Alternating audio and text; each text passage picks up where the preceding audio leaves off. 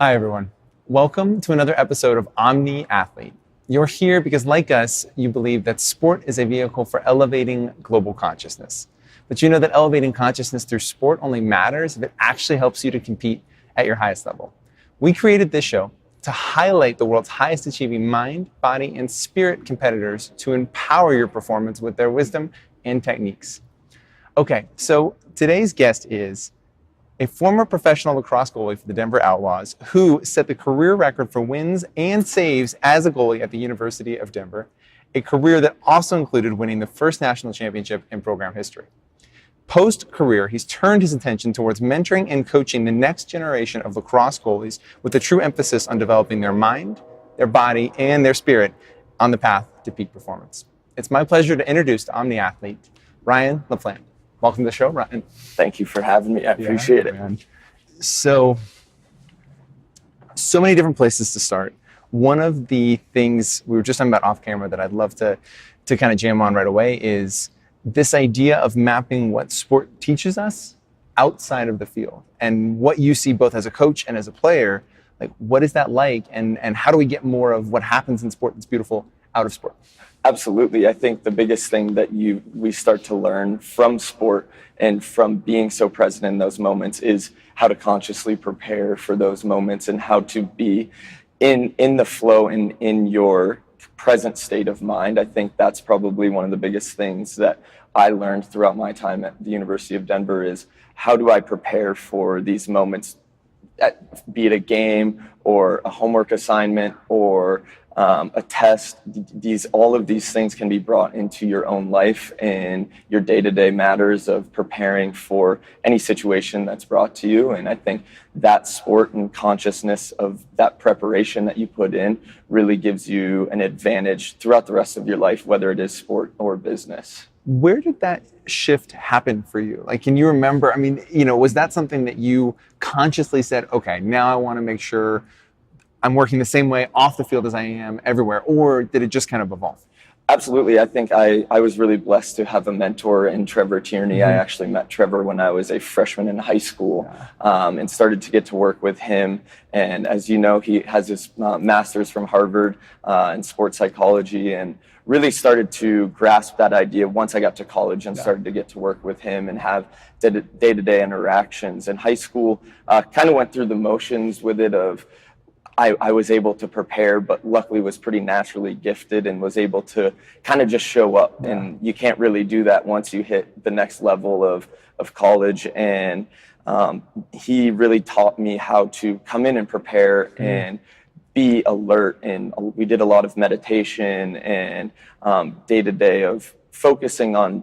One of the sayings that I liked to stick with was don't let the highs be too high and don't let the lows be too low, of trying to bring that consistency and base of trusting yourself every day. So as a goalie, right? I mean, you are literally, I imagine that being a goalie can be one of the most challenging, frustrating, and exhilarating pieces and positions to play in any sport, right? Because you have these moments where there's no action, right? There's no energy, and it's your job to stay at that even keel. And then you've got those extreme highs and those lows.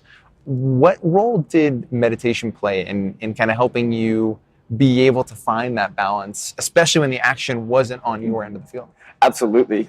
It's interesting you kind of asked that. So like you said, goalie in any sport is crazy. It's the hardest position to play in all sports for any sport, I think, and you're on an island out there. So really learning how to come from within and be able to use the meditation. So I started doing it my freshman and sophomore year. I was okay at it. I'd let thoughts kind of creep in and stuff like that because I would meditate before games. But once the games would happen, I wasn't doing it as much.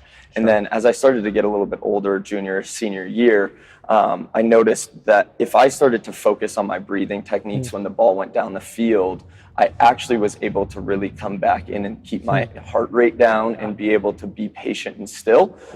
So that's what I started to do. As soon as the ball would go down the field, I noticed a big difference in my ability to be patient. I would kind of block everything else out because there's so many different external factors that are going on when the ball's down the field. You have, luckily at DU, we get pretty cool crowds with a lot of students that are going crazy, and there's a lot of distractions that are going on. And if you just came back to within of focusing on that breathing, it allowed you to perform at your best level and be relaxed. Did you find that also transferred off the field into just college in general? And like one of the things, and we talked about this a little bit with Trevor, right? That, as college athletes, there is such a challenge in managing all of the responsibilities that you're expected to manage, right? And often you're never taught how or prepared how to do it. So did you find that same that ability to say, okay, I'm going to find that calm, I'm going to find that consistent steady Absolutely. off the field too, and managing classes, coursework, friends, family, all that kind of stuff too? Absolutely. I think it kind of taught me that as much as a social person that I am, that I work so much better when I'm kind of by myself and can have space to think and learn.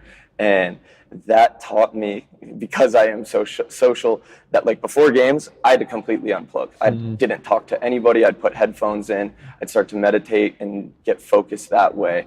And then off the field, I actually ended up liking taking classes with no one else and started to be able to work a lot better at the library when nobody else was there. So that just really transferred into my life. And now I'm the same way. Like I like to, if I'm going to get something done, I have to be completely in flow in the zone, or else there's just too many distractions in our current age. Oh my gosh, it's crazy, right? Yep. I mean, constantly. And I think, the challenge for a lot of us is generationally, now that we've grown up with it, right? I mean, we've had Facebook, Twitter, Instagram, we've had all these things for so long. There is a challenge in drawing the boundaries, right? And this is a topic that we've been nudging towards more and more, and I'd love to get your perspective on, like, what do you think about boundaries and some of the boundaries that athletes have to draw, especially not just say the boundary of, okay, I'm going to go to sleep at a certain time, but just the boundaries of relationships and of people? Absolutely. That's definitely something that Coach Tierney at DU, I think that's what he really specializes in, is learning those boundaries of what works for a college athlete and what doesn't, and being strict on those. I think that is very, very important to an 18 to 22-year-old. I think that was one of the most valuable lessons I learned, was what are these boundaries? Social media, with all of the social media, everybody can see everything. Socially, what's going on? What challenges are there out there? Because in our day and age, everything's on camera now. And it's really hard to be an 18 to 22-year-old in this current state. And you see that happen. And so it's, how do you set up these boundaries? How do you stay on the structured path versus going unstructured, which is the challenge that you see pulling from normal college students versus a Division I athlete, or any athlete per se, of how do you stay on the right path? And that balance comes from just structure. I think if you just maintain a structured environment and schedule throughout your day, that's going to allow you to succeed. So there's this interesting point. You grew up in Fort Collins, right? Played lacrosse up here in high school, absolutely dominated, went to the premier program in the state, in one of the premier programs in the country, right? And then played professionally here in Colorado too. There's this kind of lineage there. What was that like for you emotionally and mentally, being, I would imagine there's kind of these two sides, right? I mean, it's awesome because you're a hometown person, right? This is kind of your territory. But what were the challenges of that too, mentally and emotionally? I found it very comforting, actually. I was really interested in leaving Colorado when I was younger. When I first had met Trevor wasn't at DU yet. And I was really interested in going to North Carolina. North Carolina was the top on my list. That was what I wanted to do. I always said, I don't want to go to DU. I want to go try something new and get a new experience and see if I can bring what I've been doing here elsewhere, because there was always this pushback at the time that I was in high school that Colorado kids can't compete at the highest level because the game hasn't improved as much as the East Coast. So in the back of my head, I kind of had that chip on my shoulder of, I want to go back and do this thing. And then during my recruiting process, Coach T actually got hired at DU, and I was like, all right, game over. I'm staying here. And I don't think I would have changed it for anything. I'm so happy that happened because it gave me that comfort level. A lot of people say, oh, go out and try your new things. I think that helped me perform because I'm so happy here, and that has allowed me to perform in my highest state of performance because I'm relaxed, and in the goalie position, it's so important to be relaxed, to be able to have my mom and dad at the game, right? And same with pro. My parents are able to come because it's in Colorado, and I think that really helped me just grow as a person and have the network of people. It helped me play a lot better. I really do believe that. So, yeah. That's awesome, because I think a lot of times you hear exactly what you said right there, right? That we get told to branch out, right? To be in these different places potentially, and it's empowering and energizing to think we all have to find that own path, right? That path that really fits for us. So a little bit of a left turn, but we share a really cool lineage, and I say we just from the Omni athlete side. So Scott Ford, right, who's kind of been a pioneer in bringing integral consciousness into sport and bringing specifically training of getting into the zone when you're competing on a consistent level, right, through his parallel mode process. I would love for you to share a little bit about what your experience was like being introduced to that, and then as you and Trevor and Scott have worked together, just like how has your world around sport evolved as you've had maybe what would be a different picture for what it can be? Absolutely. Completely eye-opening experience. I think that's the best way to put it. The parallel process from Scott was one of the most eye-opening things that I think I've seen in the sport of lacrosse. We're still working with him on learning what to do with this process. I think the best way to put it, if you listen to his podcast, is so many people are focusing currently on the variable focus, right? Switching from one focus to the other versus a fixed focus. And using that fixed focus is what we really try and do in the sport of lacrosse. Can illustrate for people too, what's the difference in terms of a goalie, fixed versus variable?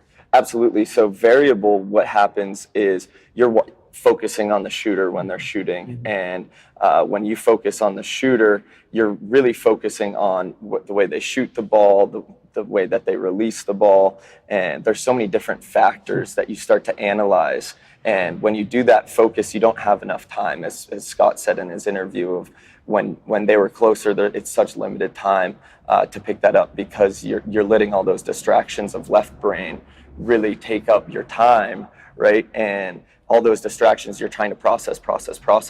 And then before you know it, the ball's in the back of the goal because you're so focused on that. So for us, what we really focus on is relaxing your eyes. That's the best way to put it for youth goalies, to bring their eyes back to the window and really just react to the ball. And when you're on this fixed focus, it's so much different. And as soon as kids really start to grasp it, you can see the difference. For me, it took a while. It took about 3 or 4 years of learning with Trevor of how do I really do this? How do I get comfortable? So when we started to work together, he was still learning from Scott at the time. This was probably 2011, so it was still a little bit newer for us in the lacrosse realm. So we were doing stuff with it, and I started to notice a difference. There were days when I was completely on it, days where I was off of it, and that learning curve is tough. So as I started to figure it out, I remember exactly when it actually happened. So my senior year of college, it was the first time I was playing full games. I've been playing halves for a while, but it clicked. I was in a really big slump my senior year. Probably for the first half of the season, I couldn't stop a beach ball, to be honest with you. I was really struggling and didn't really know where I stood as a goalie. I knew that I was the guy at the time, and my team was relying on me and that we were really good, but I just couldn't find out what was going on. And it was because I was using so much left brain. I was analyzing everything. We call it gripping the stick tight. And I was so in my head that my performance was lacking. And Trevor and I sat down, and he knew this was going on. I was trying to get rid of it, and I just couldn't. And finally, I kind of hit like rock bottom, and me and Trevor sat down, and he was like, you need to just go play and trust what I've been teaching you for so long. And I remember we were actually out at Lehigh, and it clicked. And finally, again, because I had stages where I was really doing well with it in previous years, but this was when it really clicked and we got on a roll, and I completely trusted in it, and the difference was unbelievable. Scott talks about the ball basically coming in slow motion to you, and that started to happen.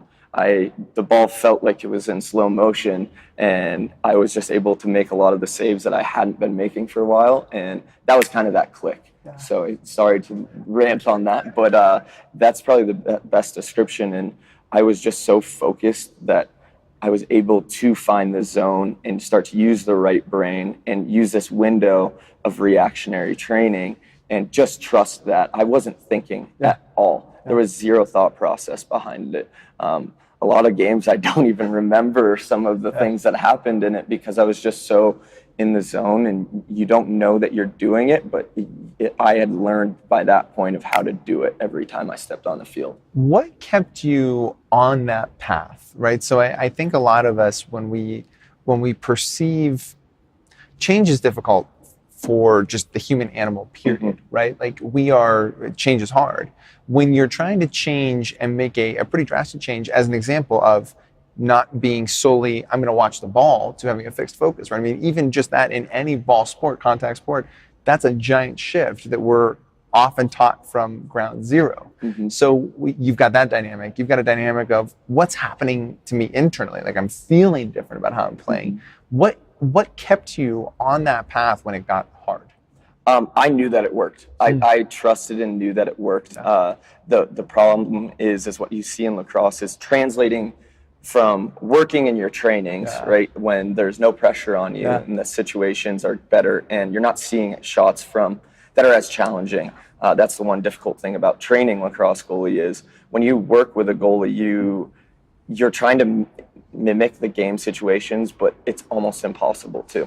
So it's translating that into a game situation of using your window, using your contact points when you're moving around so much.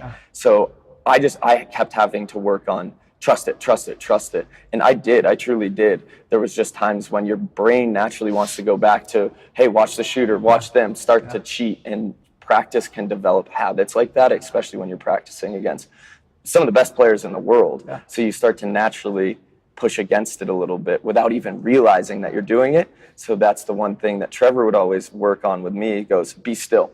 If I started to move, he would say, be still, be patient, see the ball. And we do the yes-no feedback, and I would actually do that every practice. So every warm-up that I would do with Trevor, that's how I knew it worked, was yes. So every time the goalie is saving the ball, we do the yes drill, and that locks you in. And I would start to do that in practice, and that just brings you back to just focusing on your base of technique and fundamentals. There's such a trust that has to develop right there, right? What was that like for you as you had to, I mean, you've said this already, but it's such an important point, like to let go. Absolutely. That's the hardest thing, is letting go of not necessarily guessing or cheating, because you can get away with it, but for so long.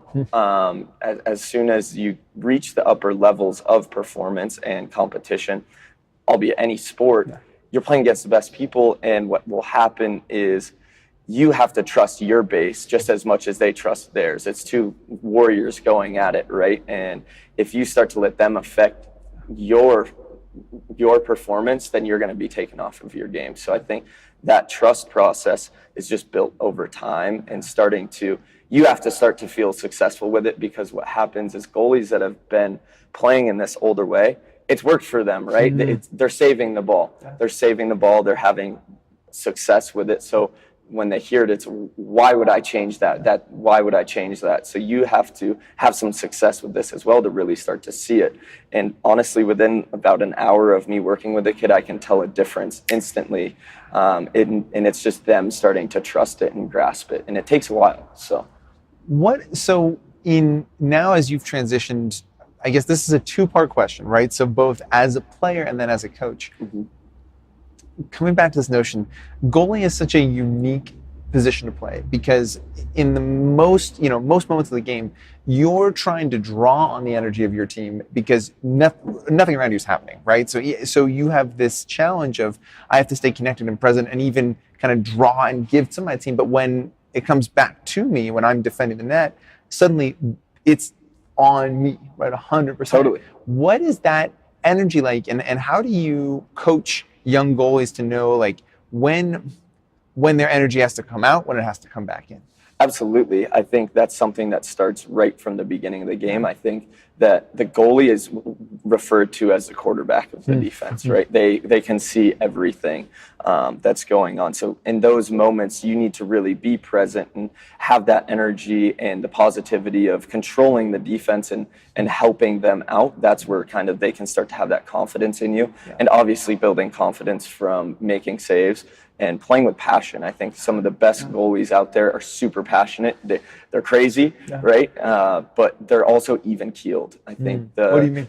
When the ball goes away, or if they get scored on, or the ball is on the other side of the field, they're even keeled, they're calm. But when it's their time to turn it on, they are competitive, playing with passion and energy, but it's under control. Because as soon as you start to get too intense, you can start to do things that you're not used to doing. So it's kind of this balance of, okay, I have to direct this defense. I'm talking.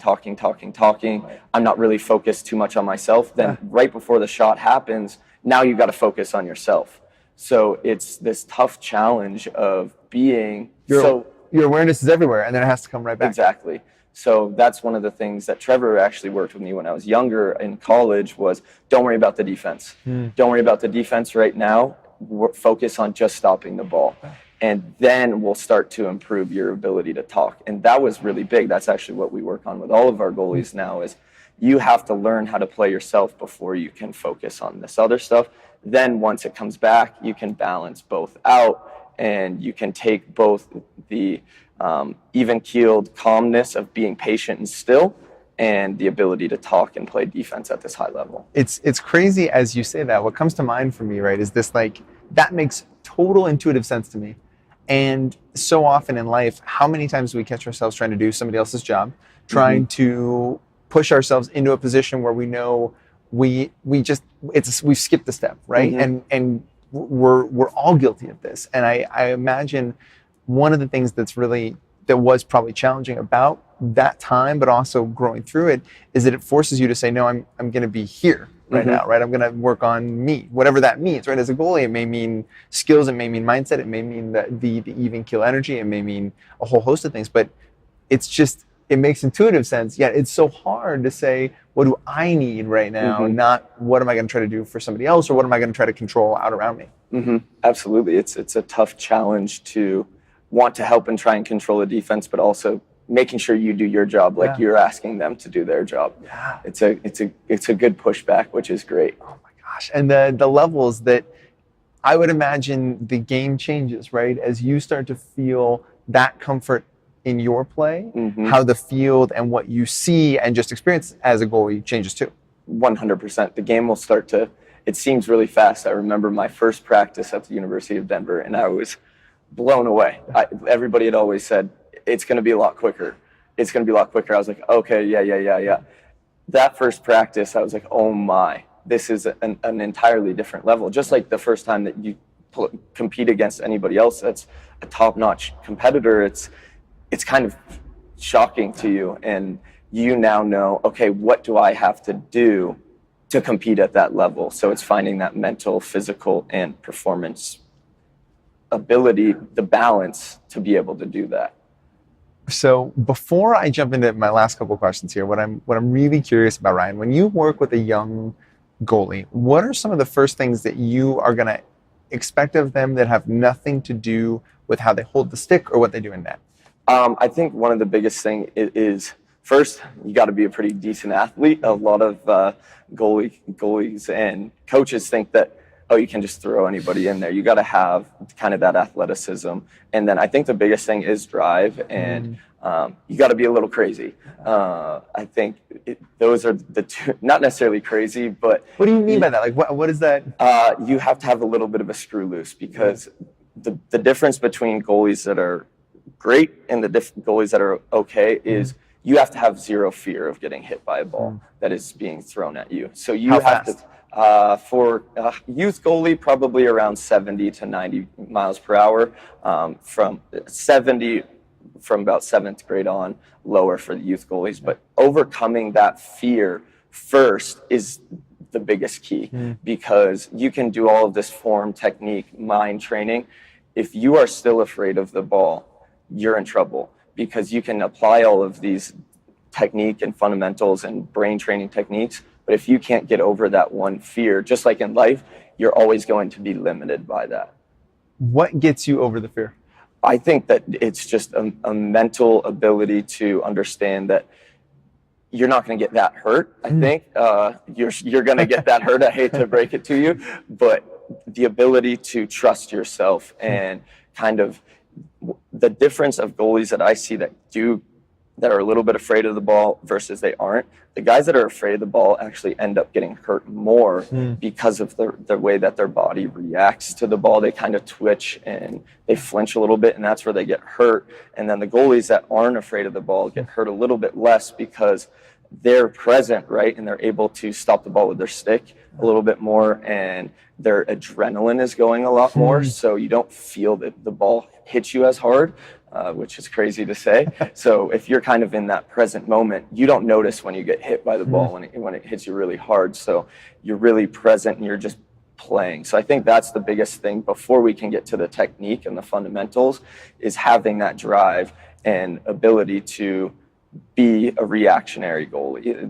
That's a little bit of the natural thing of. What do you mean by that term? So our style, we call it being a reactionary goalie, is having really fast hand-eye coordination, great hand-eye coordination, reactionary ability to see a ball coming at you so fast. So quick, natural hand speed paired with kind of a fearlessness is really important, just like in any sport, right? And natural ability paired with kind of a fearlessness is going to allow you to perform even faster and higher. So that's awesome. Fear is such a unique thing for athletes, and it's. Do you talk to kids about this? I mean, is this something that you guys bring out into the open and say, hey, like, this is what it takes to be as good as you want to be? Absolutely. I think one of the biggest things, I have a great example of a kid that was a little bit afraid of the ball when we started to work with him. And so lacrosse goalies don't wear shin pads or leg pads, and that's one of the biggest things that we see with youth goalies is they're afraid of the ball, which I don't blame them. Most youth goalies, they see really weird, awkward shots because kids will shoot as hard as they can from as close as possible.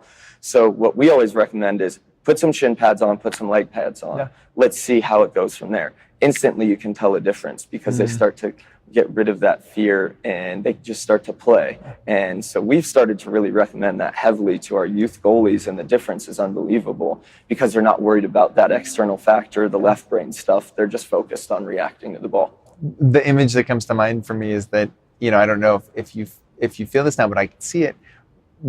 Leaving the field, it's almost like now as you've evolved, right? You're walking around with those shin pads and leg pads all the time, right? I mean, it just becomes part of you so that when you step back onto the field, I'm not scared anymore. I'm ready for it, right? Totally. This is fascinating, man. And it's energizing. So before I ask our final question, where can these guys go if they want to connect with you online? Absolutely. The best way to follow us is at goalieevolutionacademy.com, at Goalie Evolution Academy on Instagram. That's where we'll release most of our stuff. We deal with a lot of kids, so that's probably the best way for us to release our information. And then also lxtclacrosse.com. That's where we find that's where we do most of our registration releases. So that's where you can find us. We are currently running a goalie school down in Superior. That is running on Sunday nights. We do 10-week sessions, Trevor Tierney, myself, and then we have some other goalies that we've worked with that are now in college. So that's where you can find us, and we're in the process of doing a lot of really cool stuff with Scott Ford and kind of just really trying to bring this to the forefront of goalie coaching and get our ideas out there. And really, we want to coach goalies because there's so limited access to it. And that's what drives us with that passion. What do you mean by that? There's just like to the information. The information of how to coach goalies is there's limited information out there, and we grew up with limited information. Coach Trevor, myself, and being able to provide that to these other athletes is huge, and see that transformation is what is so gratifying for Trevor and myself. It's energizing and challenging to think that like this central position in sport, right? For lacrosse, I imagine, for hockey, for soccer, for any sports like that where you are truly the last line of defense and leading from that position too, to think that the information is still a challenge to get into the right hands and to get into the, I mean, that's energizing, man. Wow. Absolutely. So this show is called Omni Athlete because we are on a mission to understand what it takes to be the ultimate mind, body, and spirit competitor. So the final question is, what does being an Omni Athlete mean to you? Absolutely. Kind of pairing off of Trevor Tierney and Scott Ford's is reaching peak performance through getting in the zone. I think that's probably the best way that I have learned this entire process is being open to new ideas and trying training that goes against the traditional norms of what's been taught for so long, and really starting to be open to the mindfulness and flow and upper level consciousness of being able to perform, and how do you apply these to your sport. Not only can it be applied to your life, but also your sport to get you to play at the highest level. And I think without this training that I've undergone with Trevor and Scott, I don't think I would have been able to reach my full potential without that training. So I think that to me, that's what being an Omni athlete is kind of reaching peak performance through getting in the zone and finding that zone consistently. This has been awesome, man. Thank you for coming on the Thank show. you. This has been incredible. So guys, go check out what Ryan and Trevor are doing right now in the world of lacrosse. It is absolutely revolutionary. And what you will recognize so fast is that it's not just theory. These guys have literally won at the highest levels of competition and are saying this is what it takes to get there. It's not just about running faster, jumping higher, having faster hand-eye coordination. It's a shift in who we are as people, and it's a shift in how we perform and how we execute. And these are the only guys in town bringing this to the world. So go check them out, dive deep into their world, especially if you're in lacrosse, but if you're in any sort of sport, especially as a goalie, get to know what they're working on. And until next time, guys, thank you for watching this episode of Omni Athlete. Hey, what is up, guys? Thank you for watching another episode of Omni Athlete. Please go like and subscribe to our podcast. That is our goal right now, is just to build this community as big as we possibly can, and we need your help to do it. So like and subscribe, share our content, guys. If this content adds any value to your world, that helps you perform, connect, go deeper, go wider, whatever it is that it does for you, if it provides value, all we ask is that you share our content and help grow this community. We can't accomplish our goal of elevating global consciousness through sport without you. You are an integral part of this mission and this purpose, and we need your help. So please go like, subscribe, and share our content, and continue to help us build and grow this community that is truly motivated to not just elevate consciousness, but elevate and shift the very culture of sport so that we can truly experience the athletic experience in a brand new and energizing way for so many people, guys. So thank you, and please like and subscribe. Until next time.